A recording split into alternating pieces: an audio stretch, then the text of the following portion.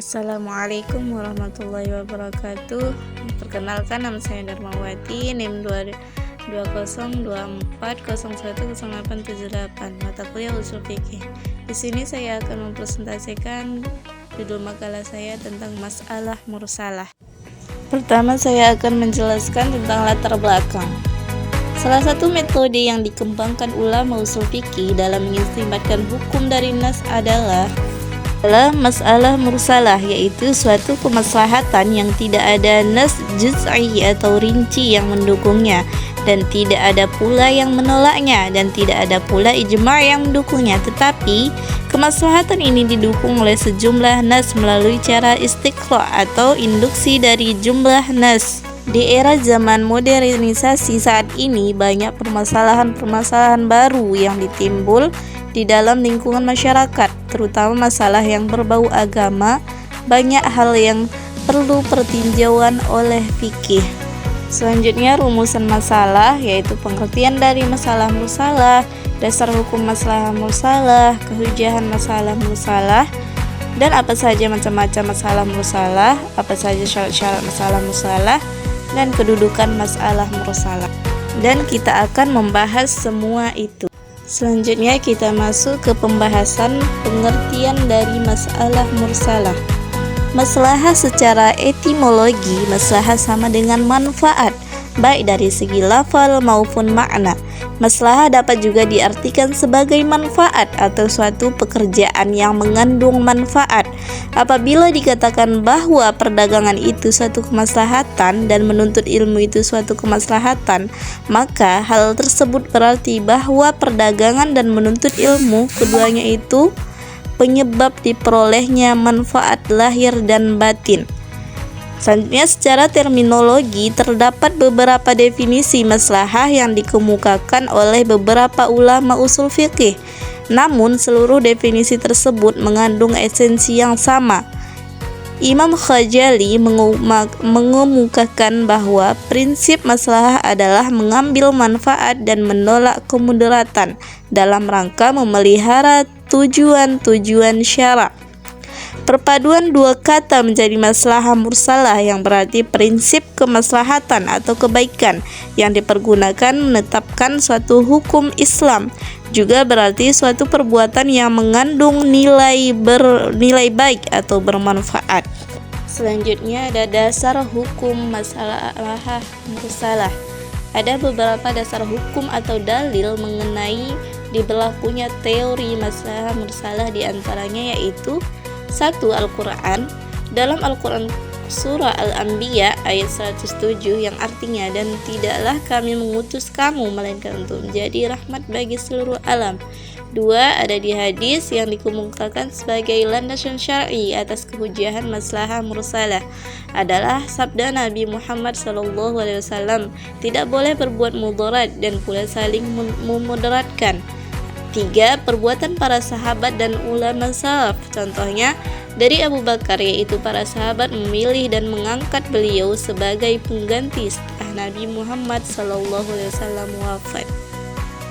Selanjutnya ada kehujahan masalah mursalah. Kehujahan masalah mursalah yaitu berubahnya maslahat-maslahat manusia secara umum dan umat Islam secara khusus seiring berjalannya waktu dan zaman. Kehujahan maslahah mursalah juga didukung dalil-dalil aqliyah atau alasan rasional, sebagaimana dikemukakan oleh Abdul Wahab Khalaf dalam kitabnya Ilmu Ushul Fiqih. Beliau menulis, maslahah mursalah yakni matalaqqat adalah kemaslahatan yang tidak disyariatkan oleh Allah secara tegas untuk realisasinya dan tidak ada dalil syar'i baik yang memerintahkan maupun yang melarangnya. Disebut juga mutlaqah karena kemaslahatan itu tidak terlihat pada dalil yang memerintahkan atau yang melarangnya. Begitulah kehujahan masalah mursalah. Macam-macam maslahah mursalah: 1. Maslahah daruriyah, 2. Maslahah hajiyah, 3. Maslahah tahsiniyah. Maslahah daruriyah yaitu segala hal yang menjadi sendi eksistensi kehidupan manusia harus ada demi kemaslahatan mereka. Maksud dari masalah hajiyah yaitu segala sesuatu yang sangat dihajatkan manusia atau dibutuhkan oleh manusia untuk menghilangkan kesulitan dan menolak segala halangan. 3. Maslahah tahsiniyah, yaitu mempergunakan semua yang layak dan pantas yang dibenarkan oleh adat kebiasaan yang baik dan dicakup oleh bagian mahasinul akhlak.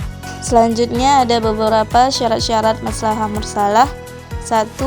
Masalahnya harus bersifat esensial atau mendasar atas dasar penelitian, observasi, serta melalui analisis dan pembahasan yang mendalam, sehingga penetapan hukum terhadap masalah tersebut benar-benar memberi manfaat dan menghindari mudarat.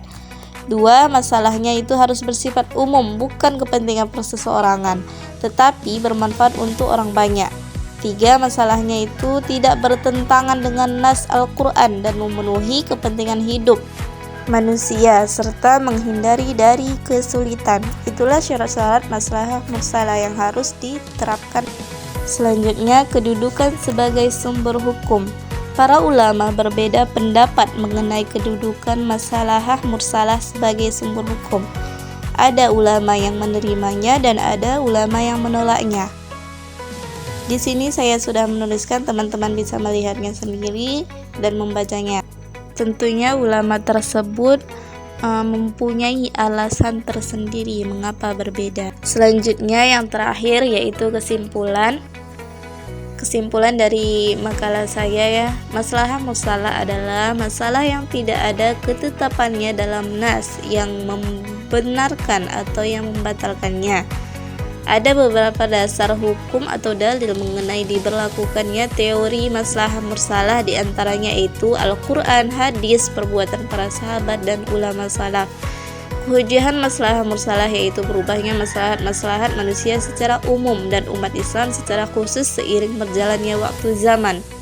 Macam-macam maslahah mursalah yaitu maslahah daruriyah, maslahah hajiyah, dan maslahah tahsiniyah. Syarat-syarat maslahah mursalah dapat dijadikan dasar dalam menetapkan hukum bila memenuhi 3 syarat, dan sudah saya jelaskan di atas tadi atau sebelumnya. Selanjutnya ada kedudukan maslahah mursalah sebagai sumber hukum.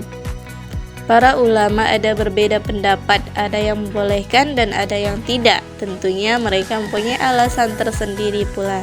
Begitulah sedikit presentasi saya. Cukup sekian, terima kasih. Wassalamualaikum warahmatullahi wabarakatuh.